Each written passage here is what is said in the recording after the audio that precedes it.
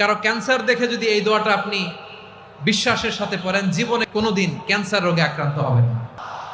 অনেক সময় এমন হয়, হঠাৎ বিপদের সম্মুখীন হই আমরা, রেডি হয়ে বের হয়েছে অফিসে, হঠাৎ অ্যাক্সিডেন্টে পড়ে যাই, হঠাৎ পেটের ব্যথায় অজ্ঞান, এরকম হয় না? আপনাদের হয় না?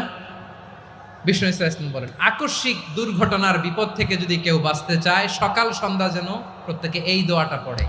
সকালে যদি 3 বার পড়ে, সন্ধ্যা পর্যন্ত হঠাৎ হঠাৎ বিপদ থেকে সে রক্ষা পাবে।